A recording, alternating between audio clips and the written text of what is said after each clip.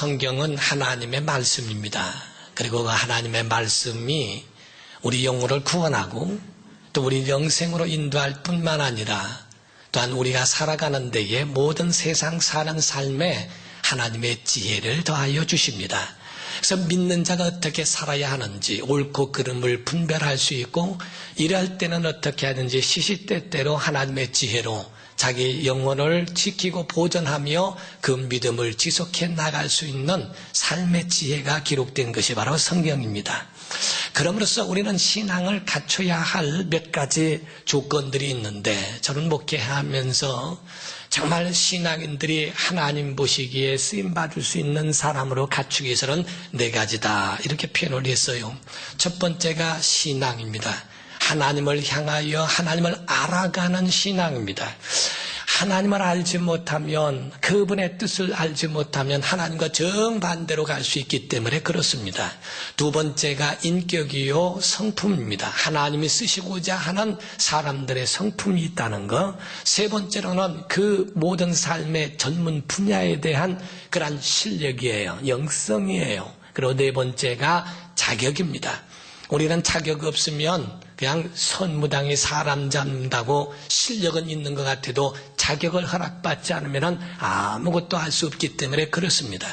교회라고 하는 것은 다른 것이 아니라 이 토양을 만들어주고 하나님께 대한 신앙과 예수 그리스도에 대한 성품, 그래서 이 모든 것들을 토양으로 만들어 하나님 쓰시기에 적합한, 마치 우리가 땅을 기경함으로써 땅에다가 씨를 심고 하는 것에 대하여 적합한 토양을 만드는 것처럼 하나님 쓰실 수 있는 그런 적합한 토양, 믿음의 토양을 만들어 주는 겁니다. 우린 신앙에 있어서도 하나님을 가르치는 신명기 6장 4절 이하에 보면은 자녀들에게 이와 같이 가르쳐라 라고 하는 말씀이 있어요. 누웠을 때든지 길 갈 때든지 어떨 때든지 자녀들에게 가르쳐라 하고 말씀하는데, 사랑하는 성도 여러분, 우리가 가르침을 받아야 하고 가르쳐야 할 것이 뭔지 아십니까? 첫 번째, 창조하신 하나님을 가르치는 겁니다. 우린 여러분 하나님을 믿으시기를 예수 이름으로 축원합니다. 두 번째로 우리를 구원하신 이를 아는 거예요. 하나님을 알되 우리를 만드신 이, 태초에 하나님이 천지를 창조하셨다고 하는 것처럼 우리는 이 모든 것들을 만드신 이가 하나님이시라는 것과 우리를 구원하신 이가 예수이시라는 걸 믿어야 하고, 그리고 그분이 우리와 영원히 함께 하신다는 사실을 믿으면 결단코 망하지 않습니다. 우리의 신앙생활은 분명히 그거를 알아야 한다 이거예요. 하나님이 우리를 만드셨다는 시초를 알아야 하고 우리를 구원하신 이가 예수예요. 어떤 사람이 말하기를 다른 사람 자기들이 그 구원자가처럼 그렇게 이야기하는 건 다 잘못된 겁니다. 사랑하는 성도 여러분, 예수 이름만 구원이에요. 사도행전 4장 12절에 말씀하기를 다른 이로서는 구원 얻을 만한 다른 이름을 주신 일이 없어요. 왜 오늘날 이아무개, 김아무개, 무슨 정아무개, 문아무개 이런 사람들이 자기가 구세주가 됩니까? 성경에는 다른 이름이 없어요. 예수 이름밖에는 우리를 구원하실 리가 없다고 성경은 그렇게 말씀하는데도 왜 사람들이 왜 유혹을 받고 왜 사람들이 거기에 자기 믿음을 그렇게 요동하고 혼란스럽게 생각하는지 이해가 안 된다 이게. 그리고 성령을 우리에게 보내주신 건 우리에게 보증이 되시고 우리에게 인치시기 위하여 성령을 보내주셨다. 우리와 영원토록 함께 하신다는 하나님의 언약을 굳게 하신 겁니다. 마치 우리가 글을 쓰면은 글을 쓴 것에 대하여 마지막에 도장을 찍어 이것이 바로 사실이라고 하는 것을 인정하는 것처럼 예수께서 이 땅에 계실 때에 모든 성도들에게 약속하셨어요. 세상 끝날까지 내가 너희와 항상 함께 있으리라. 이 모든 약속의 말씀을 성령께서 사실이다, 이것은 실제이다, 하나님의 진리다 라고 하는 것을 인치신 것 같은 것이 바로 성령의 역사이십니다. 우리는 정말 그럼으로써 하나님의 것이 무엇인지, 하나님의 뜻이 무엇인지 이것을 성경을 통하여 또는 교회의 말씀을 통하여 이를 이해하는 거예요. 그래서 우리가 교회를 배워야 하고, 교회는 신성한 곳입니다. 하나님이 계신 곳이요, 하나님의 이름을 두고 예배를 받으시는 곳이 바로 교회입니다.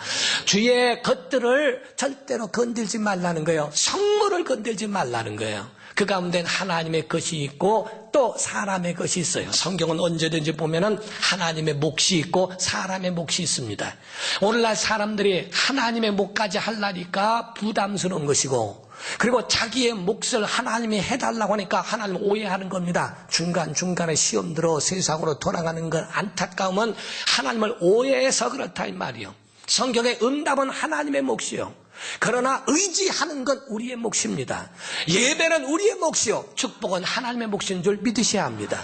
그래서 성경에는 돌을 옮겨놔라 하고 말씀하신 것은 우리가 해야 할 돌을 옮겨놔야 할 우리의 몫입니다. 믿어야 하고 순종해야 하고 그 약속을 끝까지 붙들어야 하는 것, 이것은 바로 우리가 해야 할 우리의 몫입니다. 그러나 바로 기적을 행하시고 죽은 자를 살리시고 병든 자를 고치시고 응답을 주시고 그 모든 삶을 주관하시는 건 하나님의 몫입니다. 오죽하면 원수 갚는 것도 내게 있으니 내가 갚으리라. 너희가 하나님의 몫까지 너희가 할 이유가 없다는 거예요.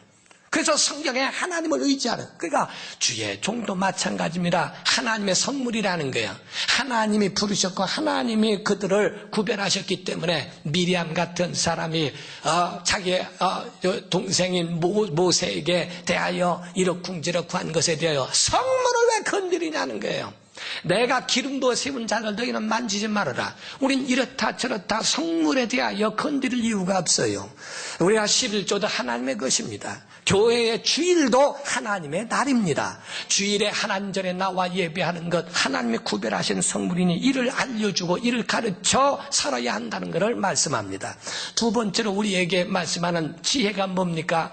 첫 번째가 신앙이요, 두 번째가 성품인데, 성품 안에는 빌립보서 2장 5절 이하에 성경 말씀하기를 너희 안에 이 마음을 품으라 곧 그리스도 예수의 마음이니, 그는 근본 하나님과 동등됨을 취할 것으로 여기지 않은 본체이시지만은 동등됨을 취하지 아니하시고 오히려 자기를 비어 종의 형체를 입어 사람의 모양으로 나타나셨다라고 성경은 말씀했어요. 그러므로 우리 안에 어떤 마음을 품는가? 예수의 마음을 품는데 예수님은 어떤 마음인가? 오늘 본문 말씀에 수고하고 무거운 짐진 자들아 다 내게로 오라 내가 너희를 쉬게 하리라. 나는 마음이 온유하고 겸손하다. 신앙인들은요 정말 믿음을 갖고 있다면 신앙으로 창조하신 이와 구원하신 이와 우리와 함께 하시는 그 일을 우리가 믿고 있다면 두 번째로 해야 할 건 성품이라 이게요. 그리스도의 마음을 품으라. 예수의 마음은 온유와 겸손과 순종과 바로 그 앞에 죽기까지 복종하신 것에 대한 예수님의 마음을 품어야 한다고 말씀합니다. 사랑하는 성도 여러분, 마음이 얼마나 중요한지 아십니까? 성경에는 마음이란 말이 1000번 이상이 나와요. 그 마음이 어떤 마음이 돼야 할지 우리가 잠언서 4장 23절 이하에도 너희 무릇 지킬 만한 것보다 내 마음을 지켜라. 누가복음 8장에 보면 말씀하기를 하나님의 말씀이 씨가 되어 마음에 떨어지는데 길가에 떨어진 심령들은 마귀가 그 마음이 씨가 숨겨져 구원을 받게 하지 못하도록 마음에서 말씀을 빼앗는다라고 되어 있어요. 마음에서부터 솔로몬에게 향하여 솔로몬이 하나님께 향한 마음을 갖고 있습니다. 그 마음이 하나님과 그 향한 마음이 하나님께 인정을 받았고 내 아버지 다윗의 마음과 합했다 해서 복을 받습니다. 그러나 솔로몬에게 이방 여인들이 시집 오면서 그에 대하여 마음을 돌이켜 그 마음이 돌아서 버리니까 문제가 생기는 거예요. 그러니까 성경의 마음이라고 하는 이 성품을 어떠한 성품으로 만들까? 바로 온유함과 겸손한 성품으로 그렇게 만들어가기를 원하는 겁니다. 우리가 유대인들에게는 탈무드라고 하는 것이 있어요. 그래서 성경 다음에 제2의 성경이라고 할 정도로 그들은 탈무드를 매일 성경을 상고하듯이 그들은 탈무드를 보면서 그 어떠한 하나님의 말씀하신 지혜를 터득하며 살아가게 되었습니다. 그런데 거기에 보면은 많은 말들이 있어요. 눈에 향한 말, 귀에 향한 말, 입술에 향한 말, 이런 모든 지혜를 다 가지고 있는데 그 중에 오늘 몇 가지만 말씀을 드리고자 합니다. 그 가운데에 첫 번째로는 사람이 왜 6일 동안 창조될 때 제일 마지막에 지어졌을까? 여기저기 말들은 많이 분분합니다만은 탈무드에서 말하고 있는 그 해답은 사람이 6일째일 때 제일 마지막에 창조된 것을 말하고, 두 번째로는 진짜 어리석음이 무엇인지에 대하여 위험한 게 무엇인지를 말씀하고, 세 번째로는 행복의 비결이 무엇인지에 대하여 이야기해 줍니다. 첫 번째로 말하고 있는 창조의 맨 마지막에 사람을 지으신 것은 사람이 살 수 있는 모든 조건을 만들고 난 다음에 지으신 것 옳습니다. 그러나 탈무드에서 말하고 있는 것은 인간도 만물보다 끝에 있으니 절대로 교만하지 말라는 겁니다. 모든 만물도 관리할 때에 그에 대하여 겸손한 마음으로 관리해야 보존이 되는 것이지, 사람의 마음을 낮추어 맞아, 너 맨 마지막이야, 그러니까 모든 만물을 다 관리할 때도 겸손함으로 대하라는 그런 이야기를 합니다. 두 번째로 말하고 있는 진짜 어리석음은 뭔가? 우리가 말하기를 혹이 속담에 선무당이 사람 잡는다, 돌파리가 사람 잡는다 그럽니다. 알지 못하면서 아는 척하는 걸 말해요. 그 모든 것, 차라리 어리석다고 생각하면 처음서부터 배우기라도 하는데, 압니다, 다 압니다. 알지도 못하면서 알고 있다고 바깥에서 바라보고 있는 교회, 정말 바깥에서 자기 이성적으로 부정적으로 생각하고 있는 그런 개념, 이거 외에는 알지 못하면서 하나님을 다 아는 것처럼 하는 것이 얼마나 위험스러운가를 이야기합니다. 알려면 확실히 알든지 아니면 모르면 아예 모름으로 다시 시작을 하든지 분명히 하게 해야 한다는 게야. 세 번째로 행복의 비결이라고 하는 것은 내가 만족함을, 이 땅의 만족함에 대하여 내가 그것을 만족하려고 생각하지 말라는 거예요. 세상에는 만족감이 없다는 겁니다. 세상에 좋은 옷 입어도 실증 난다는 겁니다. 좋은 집을 타고 좋은 집을 얻어서 하더라도 사람이 자기의 마음에 맞도록 리모델링하고 다 개조하고 다 자기 마음에 들지 않아서 그래요. 자동차도 개조합니다. 어떤 아이들 보니까 그냥 차는 그 차가 많이 본 것 같은데 바퀴는 탱크 바퀴예요. 큰 거를 달고 그렇게 다니면 뭔가 만족할 것 같아도 만족하지 않습니다. 아니, 오토바이도 예쁜 것들도 많구만. 요즘 보니까 뭐 오토바이를 이래고도로 다니는 사람을 봐서 아이고, 그것도 만족할 것 같아도 만족하지 않습니다. 조금 1시간 이래고 운전하면요 팔 빠집니다, 그 사람. 전혀 세상에 있어서도 만족함이라는 것이 전혀 없습니다. 세상에 있는 어떤 것으로도 자기 영혼에 대하여 만족함이 없어요. 자기의 삶 속의 만족함을 세상 것들로 채울 수 없다는 겁니다. 그래서 너희 자신을 만족하려고 그렇게 상상하지 말아라. 네 땅은 만족을 줄 만한 것이 없다는 겁니다. 사람들이 불평불만이 많고, 물론 한국이 불평불만이 많고 하기 때문에 발전이 된다는 게요. 아주 조금 더 불편한 거를 못 견디니까, 그래야 조금 잘못하면 왜 이 모양이냐고 막 얘기해 대니까 할 수 없이 고치고 하다가 아주 발전되는 건 좋습니다. 그러나 그 성품 자체는 그렇게 좋지 않습니다. 어떤 나라에 보면은 오른쪽에는 온천이고 왼쪽에는 냉천이라는 거예요. 찬물이 이쪽에는 흐르고 있고 이쪽에는 아주 따뜻한 물이 흐르고 있어서 빨래하는 사람이 거기에 다 모인답니다. 거기서 오른쪽에다가 삶아가지고, 그래서 왼쪽에서 헹군다는 게요. 그래서 기자들이 물어보기를, 아니 뜨거운 물과 찬물이 한 곳에서 나니 불평이 없겠지요. 비누 없다고 불평한다는 거예요. 아니, 여기에 비누만 있으면 더 좋을 텐데, 사람은 모든 삶의 만족함이라는 건 전혀 없어요. 인생을 짜증게 하듯이 자기 자신이 그렇게 다 짜증게 하며 가는 것 뿐이요. 지금부터는 아멘 합시다. 성도에게는요, 제사함 받았으니 감사하고, 하나님 자녀가 됐으니 감사하고, 섬기는 교회가 있으니 감사하고, 돌아갈 집이 있으니 감사하고, 사랑할 가족이 있으니 감사하고, 우리에게 믿음을 나눌 수 있는 믿음의 친구가 있으니 감사하라 이 말이에요. 우리의 삶 속의 모든 일에 감사는 자기 자신을 비우고 자기 자신을 낮추면 얼마든지 감사할 수 있어요. 그런데 우리 속에 우리가 눈을 높이고 우리가 가지고 있는 것, 최고의 만족함을 누리고자 하는 그 마음은 결단코 그를 채워주지 못합니다. 고린도전서 15장 8절에서 11절을 보면은 바울이 고백을 합니다. 바울의 고백 가운데 나는 사도 중에서 지극히 작은 자라고 고백을 합니다. 그리고 만삭되어 10달을 채우지 못하고 난 만삭되어 나오지 못한 자 같은 자기 자신이라고 하는 것에 자기 자신을 그와 같이 낮춘다 이거야. 성경에 보면은 이와 같이 자기를 낮추는 자들에 대하여 하나님이 그들을 복을 주시고 사람에게 인정과 존귀함을 받습니다. 하나님이 그들을 인정하신다는 거예요. 우리는 하나님께만 속하면 되지 그렇지 않습니다. 성경에 보면은 두 가지를 이야기하는데 감독들에 대하여서는 하나님이 부르시는 부르심을 중심으로 그들을 세우십니다. 모세를 부를 때 사람이 세운 게 아니고 하나님이 모세를 부르신 것처럼 여호수아를 부르신 것처럼 하나님이 그렇게 부르셨지만은 그러나 성경의 사도행전에 보면은 그 7 집사를 세울 때에 사람들에게 믿음과 성령이 충만한 자를 너희가 세우라. 사람에 의해서도 인정받는 사람을 세운 겁니다. 그래서 이 두 가지로 같이 주의 종들에 대해서는 시험하여 보고라는 말이 디모데전서 3장에 나오지 않지만은 그러나 집사에 대해서는 이들을 시험하여 보고 그들을 세워라라고 이렇게 돼 있어요. 그러므로써 하나님 앞에도 복을 받아야 하고 사람 앞에도 인정받는 존귀 여김을 받는 사람. 어떤 사람입니까? 성경에 말씀하신 주님이 말씀하신 대로 내게 배워라. 나는 마음이 온유하고 겸손하니 내게 와서 배워라. 온유해야 쉴 곳이 있어요. 겸손해야 쉴 곳이 있어요. 교만한 자에겐 하나님도 싫어하신다는 게 그래서 교만한 자는 물리치세요. 내가 말이야 이렇게 했고 내가 마귀는 그럽니다. 내가 최고다.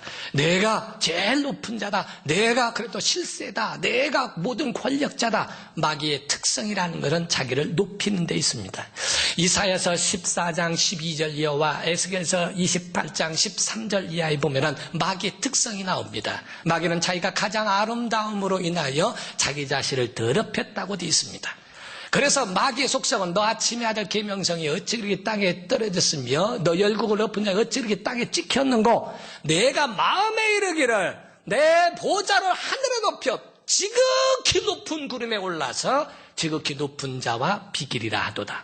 너의 마음이 완악함으로 하나님께로부터 너희가 찢겨져 쫓겨 내려왔다고 성경은 말합니다. 마귀의 특성은 내가 다다. 내가 하나님 될 수 있다. 하와에게 그와 같이 유혹했던 뱀같처럼 하나님 될 수 있다고 부추깁니다. 우리가 성경에도 보면요 원래부터 교만한 자가 있어요. 애국 왕이나 또한 바벨론 등등 아수로 이런 자들 아주 교만이 하늘을 찌르러 하나님께로부터 다 멸망받습니다. 히틀러나 이런 사람들도 독재자들이나 모두가 다 그 마음에 완악하고 교만합니다. 그러나 성경에 보면은 시작에는 겸손으로 시작했는데 나중에는 교만으로 하나님께 버림받은 이들도 있습니다. 사울이라는 사람이 자기를 자신은 나는 베냐민 지파요 지극히 작은 자 중에 작은 자인데 내가 어떻게 왕이 될 수 있습니까? 내가 그 마음을 가졌을 때 하나님이 너를 이스라엘의 목자로 세웠지 않느냐 라고 말씀합니다. 그러나 당신이 하나님을 버렸으므로 하나님도 당신을 버렸다라고 말씀하고 있어요. 교만은 잡초와 같아서 그 속에 올라옵니다. 우리가 농사를 짓는 농부들을 보면은 그 농부들이 농사를 지을 때에 곡식 때문에 신경 쓰는 것보다는 그 옆에 난 잡초와 이런 것 때문에 더 많은 힘을 들여야 할 때가 많다 이 말이에요. 똑같습니다. 우리 속에 이 교만이라는 것은 우리 속에 마치 수염같이 자라고 머리털같이 자라나거든요. 여자분들은 아침에 일어나면은 얼굴 그려대고 하느라고 우리 안식구는 그럴 때마다 저한테 그럽니다. 아니 남자는 좋겠다고. 그러나 남자도 똑같습니다. 머리 다 하고 그리고 수염 깎고 뭐 하고 하는 것도 다 하루에도 한 번씩 반드시 자기를 매무새와 모든 것들을 다 다시 매야 하는 그런 일들이 없지 않아 있습니다. 똑같이 교만도 우리 속에 그렇게 올라온다는 거예요. 그런 거를 하루라도 관리하지 않으면 잘라내고 그거를 자기 자신을 그렇게 만들지 않으면 안 됩니다. 어떻게 하는가? 마음을 낮추라. 주님같이 주님은 어떤 분이신가? 하나님의 아들이실지라도 그가 하나님의 본체이실지라도 자기를 비워 종의 형체를 가지고 이 땅에 오셨는 것처럼 마리아의 몸속에 10달을 채우신 것처럼 마구간에 구유에 놓이신 것처럼 나사렛 사람이라 칭함을 받으셨던 것처럼 예수께서 예루살렘을 입성하시는 하나님의 뜻을 이루실진데 예루살렘을 입성할 때는 준말을 타고 군대를 거느려야 함에도 불구하고 주님은 나귀 새끼를 탄 이유가 성경에는 겸손하여 이렇게 되어 있어요. 주님의 주변에는 빌라도가 있지 않았습니다. 빌라도와 친구를 먹고 헤롯과 같이 절친한 친구가 아니었습니다. 주님의 옆에는 권력자들이 있지 않았어요. 죄인들의 친구예요. 그 모든 삶이 다 낮아진 모습의 삶입니다. 복은 하나님께로부터 오는 걸 믿으시면 아멘 하십시오. 그러나 그 복은 낮은 대로 임한다는 것도 믿으셔야 됩니다. 하나님의 말씀에 복이 하늘에서 오는 걸 믿을진데 그 복은 낮은 자, 곧 자기를 낮추고 자기 자신을 내려놓고 자기 자신을 이와 같이 한 그런 사람들에게 하나님은 은혜 주신다는 거예요. 어떤 학자 얘기인지는 모르겠어요. 그런데 어떤 학자가 같은 사람이 이야기하기를 우리가 보면은 웃을 때 그 속에 막 이 어떤 임파구 T임파구 이런 게 나와가지고서 암세포를 죽일 수 있는 강력한 것이 있다고 이렇게 이야기하죠. 웃을 때 보면 대부분 호호, 좋을 때 웃는다 이게 호호호 이렇게 한다는 게야. 그리고 또 헤헤, 그렇죠. 해가 해처럼 밝을 때 그렇게 헤헤 한다는 게야. 거기가 달달달 이렇게 웃지 않잖아요. 별별별 이렇게 울지도 않고. 그리고 자기를 낮출 때 하하하 이렇게 한대. 상상상 이렇게 하면 웃지 않습니다. 전부가 자기를 낮추고 기쁘고 그 모든 삶에 하나님의 은혜를 기억하고 기뻐할 때 그때 하나님이 하나님의 아들이실지라도 이와 같이 자기 자신을 낮추시고 자기 자신을 그와 같이 다 내려놓으시고 이와 하나님의 그 뜻을 다 이루신 그 하나님의 아들에게서 무엇을 배울까? 성품은 온유와 겸손을 배우라. 사랑하는 성도 여러분, 하나님 쓰시는 자가 되시길 주님으로 축원합니다. 신앙은 있는데 정말 그 삶이 안 좋아서 그 마음속에 상처를 받고 세상으로 가는 사람들이 얼마나 많습니까? 신앙은 있는 것 같아서 성경은 달달달달 하는데 정말 그 속에 상품이 없는 사람들도 있다 이게. 그것 때문에 실망하고 믿음 연약한 사람들은 예수 믿는 사람들에 대한 모든 평가를 그렇게 하는 이들도 있어요. 우리가 자기 자신을 낮추면요. 아니 그가 뭐라고 하면 욕하고 그러면은 그런가? 그렇게 살지 말라고 하나님 미리 나에게 말씀하시는 게로구나 생각하고 그 마음을 그냥 받아들이고 자기를 돌아볼 수만 있다면 괜찮아요. 그 전에 제가 말씀드린 적 있죠. 어떤 분이 탁 나가서 이게 음료수를 주는데 그것 좀 먹읍시다. 이 목사님 먼저 드리려고 한 거라. 더러워서 목사 돼야 되겠구만. 목사는 더러워서 되는 게 아니고 하나님 말씀 듣고 그 속에 소명 갖고 되는 것이지 목사 더러워서 되는 거 아닙니다. 그러나 그 소리를 들어도 그런가. 얼마나 또 그런 것에 상처를 받으면 또 저럴까. 저 얼마나 먼저 드리세요. 먼저 잡수시죠. 같이 그런 부분들도 함께 양보하고 같이 나눌 수 있도록 만들어가면서 간다는 것. 사랑하는 성도 여러분, 극단적으로 갈 필요 없습니다. 싸움과 다툼과 이런 것들로 인하여 사람들과 불화하고 할 이유는 없습니다. 우리가 마음을 낮추는 거 하나님이 원하시는 거예요. 우리가 김제에 가면 금산교회라고 하는 교회가 있습니다. 제가 방문한 적이 있는데 거긴 일명 기역자교회라고 그래요. 그래서 기역자로 교회 예배당이 이렇게 되어 있습니다. 마치 우리가 성가대가 있으면 찬양대가 제 옆모습을 보는 것처럼 그 찬양대가 옆모습을 보면서 예배하는데 여자들은 이쪽 옆모습을 보게 하고 그리고 남자들만 정면을 보게 하는 기역자 교회입니다. 거기는 100년이 넘은 교회인데 그게 처음 거기에 세워질 때에 테이트라고 하는 선교사님이 거기에 교회를 세우게 됐습니다. 말을 타고 와서 전도를 하는데 전도를 했던 조덕삼 씨라고 하는 사람이 있는데 그분에게 복음을 전했더니 그분이 예수를 믿었어요. 그래서 그분이 땅을 내놓고 그분이 거기다가 교회를 질 수 있도록 그 모든 집을 제공했던 겁니다. 그때에 교인 1호가 조덕삼 씨였는데 그를 데리고서 마부가 있었어요. 그를 데리고 교회를 왔다 갔다 해야 하는 머슴일을 했던 이자익이라고 하는 마부가 있었습니다. 그도 바로 교인 2호가 됐습니다. 자기의 주인을 말을 태워서 모셔다 드려서 예배하고 오면서 복음을 받아들여 예수를 믿었어요. 교회가 성장하면서 막 세워지는데 얼마나 교회가 풍성하게 성장이 되는지, 나중에는 장로를 세워야 될 입장이 됐습니다. 그래서 모든 사람들이 그 가운데 투표를 하고 하는데, 그 가운데서 조덕삼 씨가 이루니까 그분이 당연히 될 줄 알았어요. 그런데 이 마부의 일을 하고 있는 이자익이라고 하는 집사가 장로가 됐습니다. 그때 그거를 보고 조덕삼 씨는 말이요, 세상에 나를 뭘로 보고 내가 그래도 여기에 이루고 내가 아니면은 예배당을 세울 수가 없고 내 모든 것들을 다 배려하고 했건만 나를 이렇게 대접하느냐고 했다면 그 교회는 무너졌을 겁니다. 옛날이었고 하기 때문에 굉장히 그 영향은 컸을 겁니다. 그런데 신기한 거는 그 조덕삼 그 집사님은 그때 뻘떡 일어나 이야기합니다. 하나님이 기뻐하시는 이는 나보다도 우리 마부의 일을 하셨지만은 그러나 우리 이자익 집사님이신 모양이라고. 이분을 세우는데 너무너무 기쁘다고. 우리 가정의 경사가 아니겠느냐고. 그래서 막 그 가운데에 그 온 교인이 긴장 상태에 있다가 너무너무 기뻐하는 거예요. 그래서 장로 1호에 이자익 장로가 되었고 2호에 조덕삼 장로가 되었습니다. 그래서 그 가운데에 세워지는데 여러분 지금도 가보면은요 시골이에요. 그런데 그 당시에도 200~300명이 될 정도로 그 교인들이 모여서 예배를 할 수 있었던 것은 누구 때문에? 그 조덕삼 장로님 때문에. 그리스도의 그 모든 모습이 바로 그 교회에서 볼 수 있다.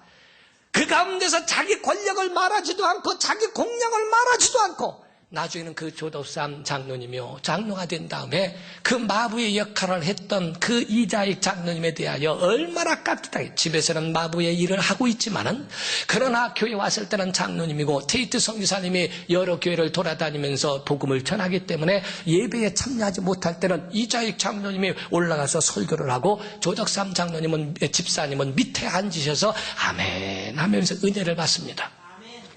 정말 그 가운데 그 말씀을 받으면서 아멘 아멘. 나중에는 너무 설교를 잘하시니까 우리 신학을 하시라고, 신학을 하기 위해서 목사님이 되게 하십니다.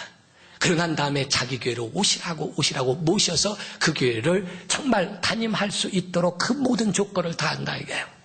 조덕삼 장로님의 3대가 장로예요. 이자익 목사님 자녀선들도 목사가 나오고, 그리고 이자익 장로님은 나중에 목사가 되어서 대학 총장이 됩니다. 그렇게 하면서 3대를 연임할 정도로 하나님의 은혜를 그렇게 그 자손들에게 나뉘어주고 할 수 있는 것, 누구 때문에? 조덕삼 장로님 때문에. 그때에 취임을 하는데, 손자가 취임을 하는데요, 그 얘기를 듣고 너무 감동을 받았어요. 그런 가이드 하면서 해주신 거기 교회 담임 목사님이 그 이야기를 합니다. 근데 거기 보니까 옆에 이렇게 액자가 있는 걸 보니까요, 액자에 뭐라고 썼냐면은 안무개, 그거 아주 회의록이에요. 근데 거기 보니까 아무개 집사는 주막에서 막걸리를 먹었으므로 징계 처분을 한다 이렇게 됐어요. 오늘날 막걸리 먹었다고 징계 처분. 웃기네. 내가 교회가 이 교회 아니면 없는가? 큰 교회로 갑시다. 작은 옆에 교회로 갑시다. 아주 거기 가서 아주 헌신한 뻔때를 보여줘. 이래가면서 자기 자신이 높아지면 하나님 기뻐하지 않습니다. 근데 거기에 그렇게 있는데요, 성도들은 참 뭐 그 마음에 영적 권위를 인정한다 이게. 그런데 거기에서 이 조덕삼 장로님의 손자가 있고 이자익 장로님에게, 근데 거기에 취임식을 하게 됐어요. 이자익 장로님의 목사님의 손자가 총장으로 취임하게 될 때에 그 이야기를 합니다. 제가 이 자리에 설 수 있었던 것은 옛날이 어떤 시대인데, 그때 당시에 그 양반으로서 머슴을 이렇게 저렇게 하고 뭐 하더라도 꼼짝 못하고 그야 아주 평생을 길을 못 피고 살 수 있는, 천하게 살 수 있는 우리 가정인데, 좋은 분 만나서, 조덕삼 장로님 같은 좋은 분 만나서, 오늘 예수 믿으면서도 성품 안 되는 사람 얼마나 많습니까? 우리는요, 식당을 가든 어디를 가든 간에 그 사람이 내 자녀라면, 서빙을 하는 사람이 내 자식이라고 생각한다면 함부로 하지 않습니다. 예수 믿는 사람들은 직업의 귀천 따져서는 안 됩니다. 그들에 대해서도 정말, 저는 숟가락 하나만 갖다 해도 고맙습니다. 감사하다고. 아유, 고마워요. 물 한 잔만 갖다 줘도 고맙습니다. 네, 안 갖다 줘도 됩니다. 제가 그냥 갖다 먹겠습니다. 하고 말하고 그 모든 것들을 같이 마음을 낮춘다면 얼마나 좋을까. 그때 이자익 장로님 손자가 그 총장 취임하면서 거기서 이야기합니다. 내가 이 자리에 있는 것은 조덕삼 장로님의 그 인격과 성품 때문에 그렇습니다. 내가 그분이 살아계시다면 그분에게 큰 절을 하고 싶은데 그분이 돌아가셨으니 손자분이 여기 오셨다고 잠깐 올라오시라고 강단에 올라오게 하시고 그리고 난 다음에 그 앞에 큰 절을 합니다. 내가 조덕삼 장로님에게 절하고 싶은 것을 손자분에게라도 하고 싶다고 큰 절을 합니다. 그때 조덕삼 장로님의 그 손자분도 무슨 일이냐고 같이 큰 절을 함께 나누면서 할 때 모든 사람이 전부 일어나 기립박수를 한다 이게요. 그런 하나님의 살아계신 그러한 하나님의 신앙과 그러한 성품 있는 교회는 나도 가고 싶다. 사랑하는 성도 여러분, 우리가 낮추면 승리할 수 있습니다. 낮추면 행복할 수 있습니다. 우리가 높아지고 우리가 그걸 모든 것을 가지고 다 세워가기 때문에 그래서 안 되는 겁니다. 사랑하는 성도 여러분, 우리 주님의 성품을 닮아가시기를 예수 이름으로 축원합니다. 여러분, 온유함과 겸손함은 주님의 마음입니다. 우리 일평생 주 안에서 쓰임받는 신앙 가지면 구원받을 수 있습니다. 그러나 주의 성품을 가지면 쓰임받을 수 있습니다. 하나님이 쓰시는 주의 사람 되시기를 예수 이름으로 축원합니다. 기도하시겠습니다.